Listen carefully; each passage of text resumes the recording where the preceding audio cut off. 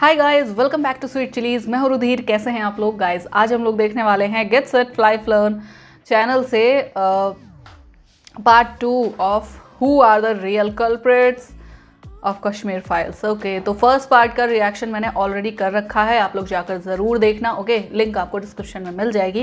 And चलो यार, ये वीडियो देखते हैं एंड पता करते हैं आगे की कहानी क्या थी, कौन कौन इन्वॉल्व था इन सब में। Okay, so let's start the video.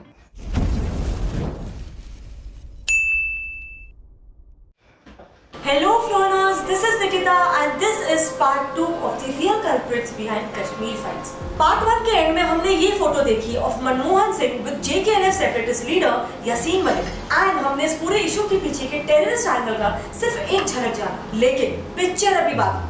Firstly let's not take any sides. आज इनफैक्ट पार्ट 2 में हम पार्ट 1 से भी ज्यादा डेप्थ में जाएंगे और इस पूरे कश्मीर के मसले की डिटेल टाइमलाइन समझेंगे, जिससे हम एक एकदम अनबायस्ड और एक क्लियर पिक्चर समझ पाएंगे इस पूरे इशू को लेकर। एंड इसीलिए जरूरी है कि आप इस पूरे वीडियो को एकदम एंड तक देखें। सो कश्मीर फाइल्स की शुरुआत होती है 1930s में, इंडिया के इंडिपेंडेंस के पहले ही, जब कश्मीर में राजा हरि सिंह और वहाँ के लोगों के बीच अनरेस्ट चालू होता है। 1930 में हरि सिंह की डोगरा डायनेस्टी ने पॉलिटिकल एंड लिटरेरी एसोसिएशन बनाने एंड न्यूज़पेपर पब्लिशिंग पर बैन लगाया हुआ था। प्लस उस वक्त जम्मू एडमिनिस्ट्रेशन में मेजॉरिटी एम्प्लॉइज हिंदूज थे।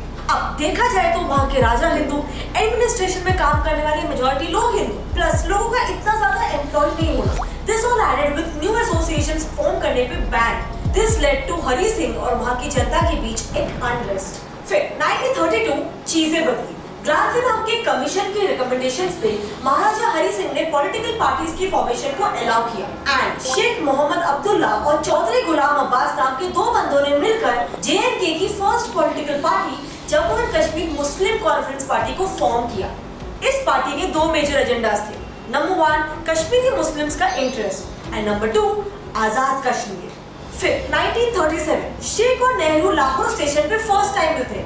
इस मुलाकात के बाद वक्त के साथ नेहरू और शेख की दोस्ती गहरी होती गई, इतनी गहरी कि शेख इंडियन नेशनलिज्म की तरफ इतने अट्रैक्ट हुए कि शेख के साथी चौधरी गुलाम अब्बास ने खुद कहा है कि शेख तो इस मुलाकात के बाद नेशनलिज्म के नशे में ही चले गए और उसका हैंगओवर कभी नहीं उतरा। 1939 शेख INC यानी कि इंडियन नेशनल कांग्रेस का त्रिपुरा सेशन अटेंड करते हैं, जिसके 3 महीने बाद ही वो मुस्लिम कॉन्फ्रेंस पार्टी के नाम को बदलकर Jammu and Kashmir national conference को फॉर्म करते हैं। अब ये न्यू पार्टी का एक new agenda, Jammu and Kashmir India का इंटीग्रल पार्ट है, बट विद अ कंडीशन कि उनके कश्मीरीज को ऑटोनॉमी मिलेगी।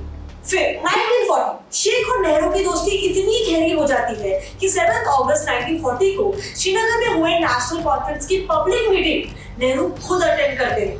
But the most important part is कि इस मीटिंग में वो हिंदुओं को धमकाते हैं कि अगर नॉन मुस्लिम्स को कश्मीर में रहना है तो उन्हें नेशनल कॉन्फ्रेंस को ज्वाइन करना ही होगा, वरना उन्हें इस देश को अलविदा कहना होगा।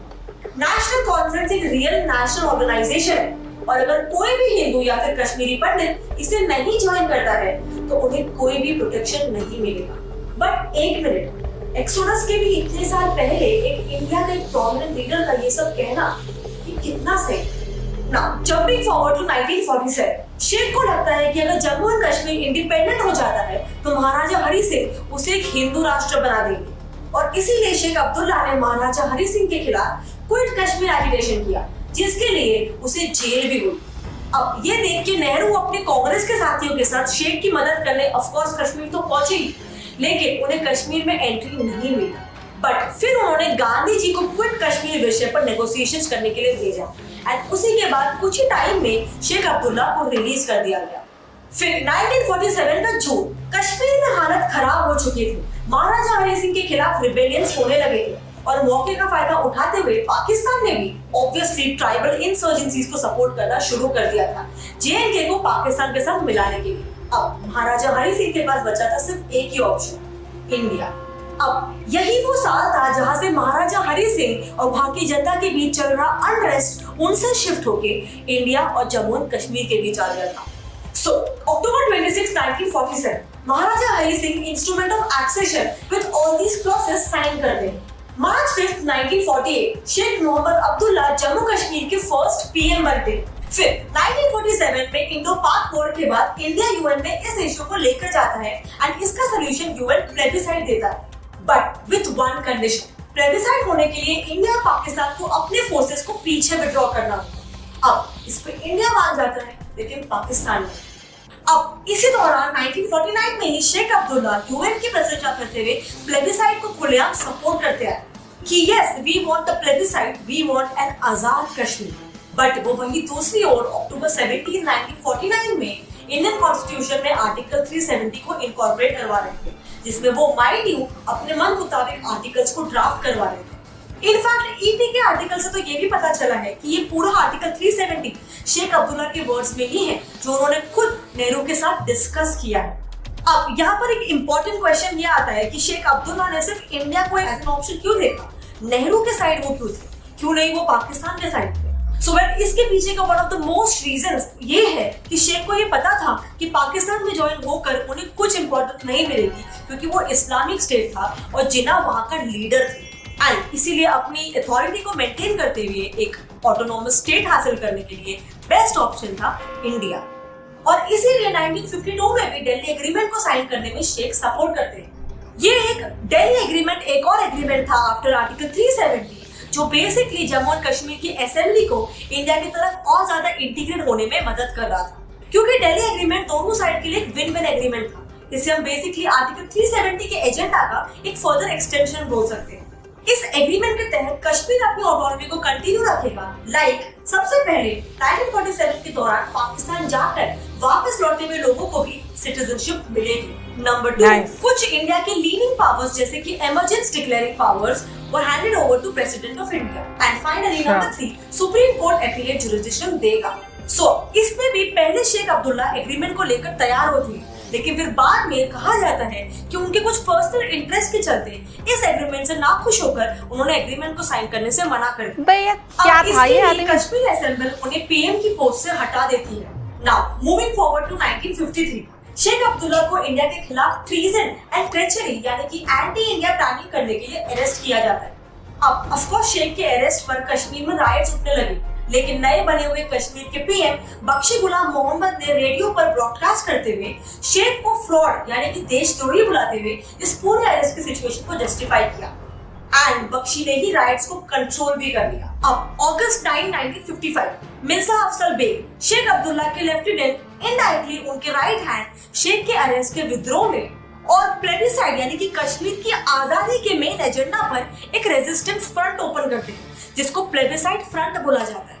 अब ये फ्रंट एक एंटी इंडिया प्रोपेगेंडा, एक आजाद कश्मीर का प्रोपेगेंडा कश्मीर के साथ साथ अब्रॉड में भी फैलाना शुरू कर देता है। अब 1958 से लेकर 1974 तक कश्मीर में काफी ज्यादा अनरेस्ट होता है।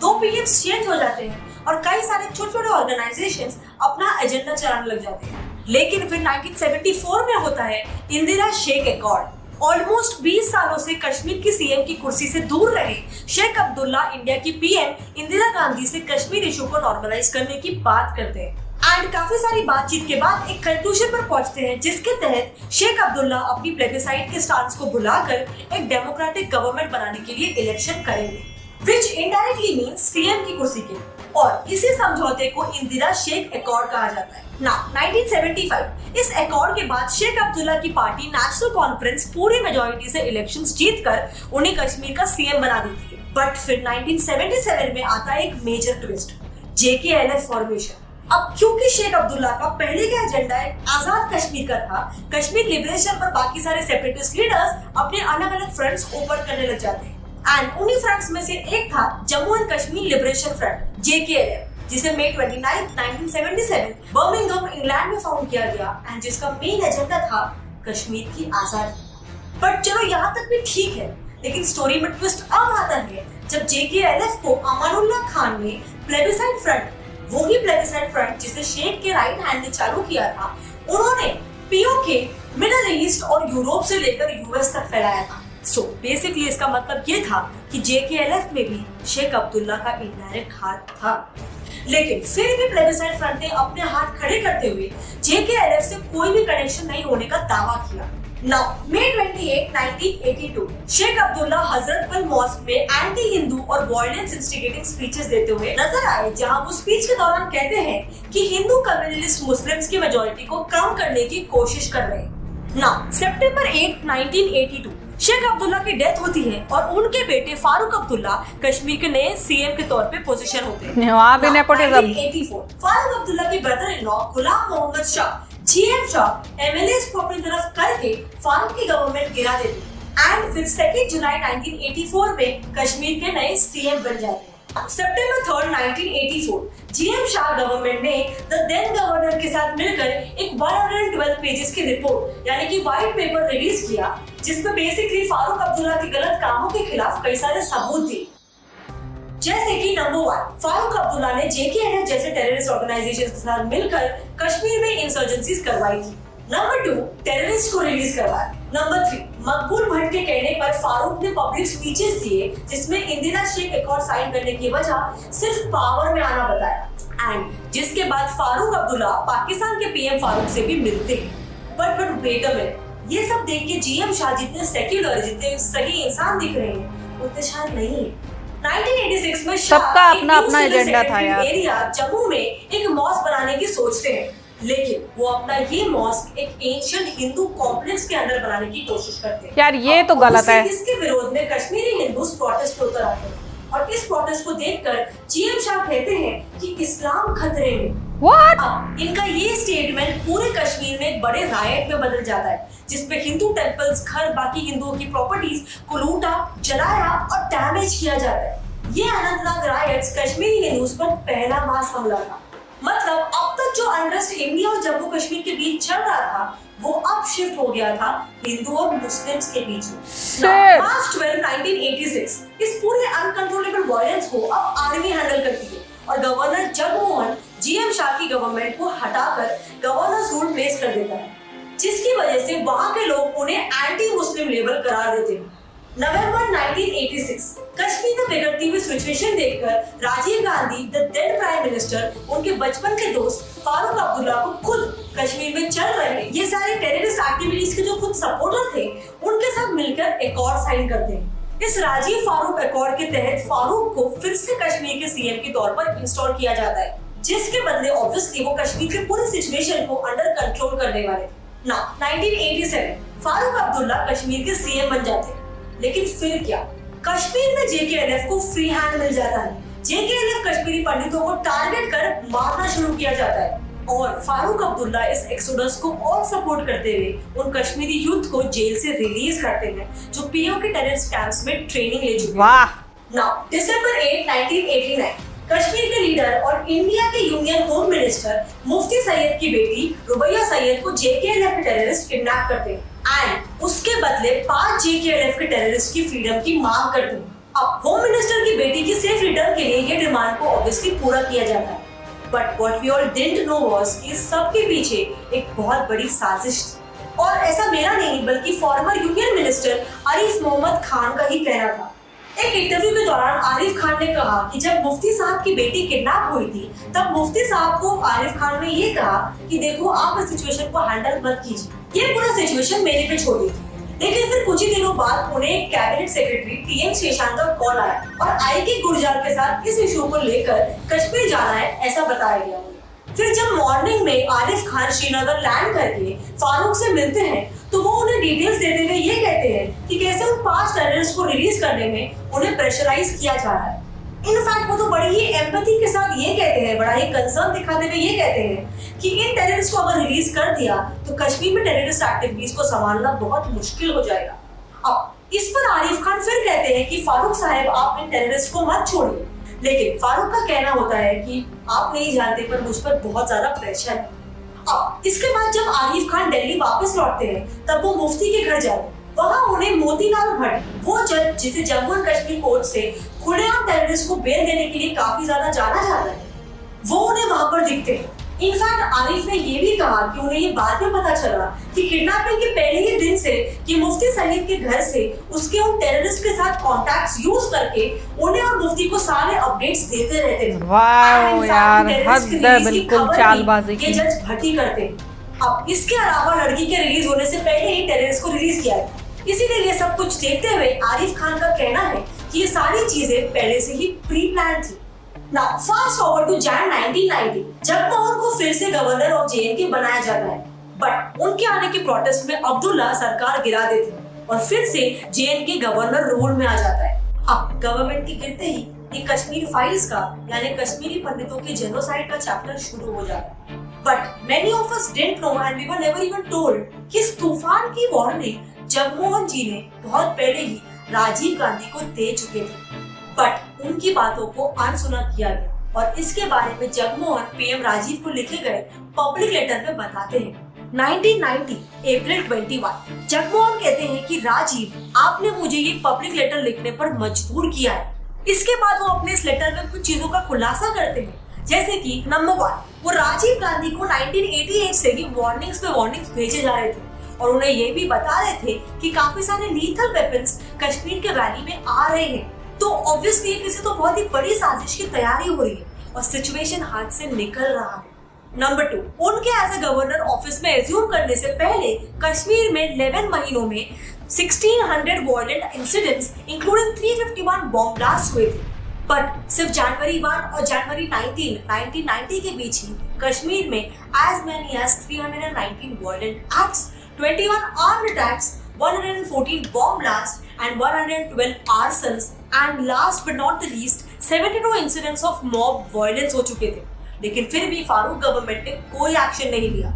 नंबर 3, कैसे फारूक अब्दुल्ला ने जगमोहन को चंगेज खान बताया और इस कश्मीर में चल रहे टर्मोइल का जिम्मेदार पूरा का पूरा गवर्नर को बता दिया। अब एक्चुअली गवर्नर का ये लेटर बहुत बड़ा है, उन्होंने बहुत सारे खुलासे किए जो ऑब्वियसली मैं एक वीडियो में कवर नहीं कर पाऊंगा। उन्होंने बहुत सारी चीजें बताई जिससे ये इम्प्लाई होता है बेसिकली कि सेंट्रल और स्टेट गवर्नमेंट ने इस पूरे कश्मीर के इशू में ज्यादा ध्यान नहीं दिया, जिसकी वजह से ये पूरे कश्मीरी पंडितों का जेनोसाइड हुआ।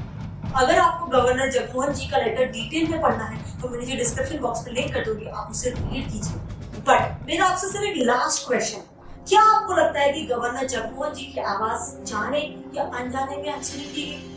क्या आपको नहीं लगता कि अगर गवर्नर की आवाज सुनी जाती तो आज हमारे बीच एक कश्मीरी जेनोसाइड नहीं हुआ होता? बिल्कुल। क्या हमेशा इंसान मुझे भी यही लगता है पॉलिटिकल पार्टीज को अपनी कुर्सी इंपॉर्टेंट होती? And last but not the least, क्या आपको हमारे आज के फ्रंट एपिसोड का वीडियो एकदम डिटेल्ड इंफॉर्मेशन फिल्ड लगा? मैंने पर्सनली कश्मीरी फाइल्स पे इतनी ज्यादा वीडियोस देखी है, लेकिन मैंने आज तक कोई वीडियो नहीं देखा जिसने start to end Kashmir files की पूरी हिस्ट्री को डिकोड करके आपके सामने रख दिया हो। And trust me friends, this is very important to have an unbiased opinion, because अगर आपके सामने पूरे इवेंट का टाइमलाइन है तो आप अपने आप से उस इवेंट के पीछे का सच डिस्कवर कर सकते हैं। आप खुद से एक साइड चुन सकते हैं। सो नीचे कमेंट करके बताओ कि इस पूरे वीडियो के एंड में आप किसके साइड हैं।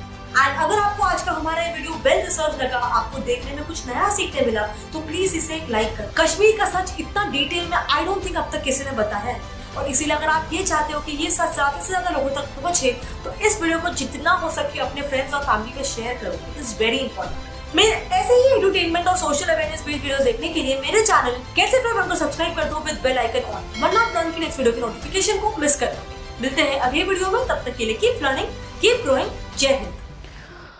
यहाँ पे ये वीडियो खत्म यार।